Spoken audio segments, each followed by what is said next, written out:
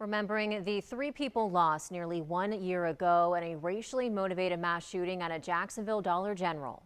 I am still emotional about what I saw in the middle of the streets. Mayor, when I saw you and our sheriff, we all stood together. And I remember thinking to myself that we can simply not let this be another thing that happens, that we talk about, and then we just move on. Thank you for joining us tonight. I'm Riley Phillips. Tomorrow marks 1 year since Angela Carr, Laguerre Jr, and Jerrald Gallion were killed. It happened at a Dollar General on Kings Road. You're looking at video from that day. A white gunman entered the store located in a predominantly black neighborhood here in Jacksonville and opened fire. Today, dozens got together at Kings Road Memorial Park to remember the 3 lives lost and honor the survivors of the racially motivated mass shooting. Our Zach Wilcox was at the ceremony and joins us live now from the Dollar General. And Zach, the names Angela Carr, Laguerre, and Jerrald Gallion were repeated several times throughout the ceremony. Yeah, really. Tomorrow will mark 1 year since they were killed while at this Dollar General on Kings Road. And today's ceremony was really all about making sure that those 3 names aren't forgotten. I didn't know what to think of it at first, to be honest, until I realized, after a few minutes, what happened. April Bridges says she just left the Dollar General on Kings Road when she heard gunshots and saw people running out the front door. She had no idea that would be the last time she'd ever see her friend, Laguerre. AJ and me was real close. He literally 2 weeks before the shooting literally looked at me and told me about his first kiss.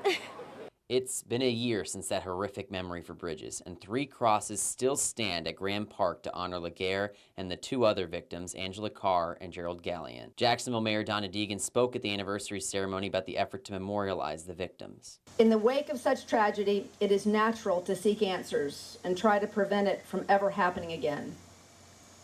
We must continue to confront the ideologies and ideologues that fuel such hatred. Deegan unveiled renderings of a historical marker for Grand Park that will be a permanent tribute to the victims.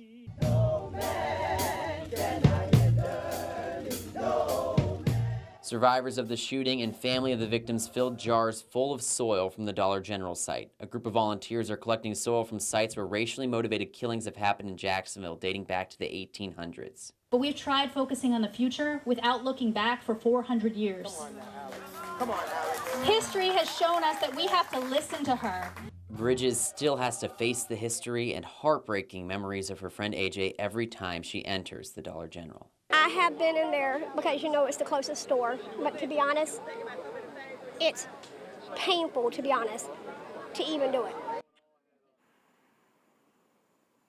And that historical marker should be up in the next couple of weeks over at Grand Park. And City Council member Jacoby Pittman mentioned that the plan is to have a memorial celebration, or ceremony rather, every year on the anniversary of the shooting. In Grand Park, Zach Wilcox, First Coast News, on your side. Thank you, Zach. And 1 year later, what's been done in Jacksonville to stop something like the Dollar General shooting from happening again? We sat down with Mayor Donna Deegan to talk about it ahead of today's ceremony. She says she is prioritizing infrastructure and health initiatives in underserved districts, including where the shooting took place. Deegan says following the Dollar General shooting, the Jacksonville Transformation Coalition was formed. It's a group of leaders with different backgrounds who will navigate how the city should move forward. But a year after the shooting, Deegan says they're still in the discussion phase. Deegan says the historical marker is a proper way to ensure history does not forget the tragedy. I believe what I need to continue to do is to drive economic development and infrastructure and all those things that community deserves and needs in order to thrive.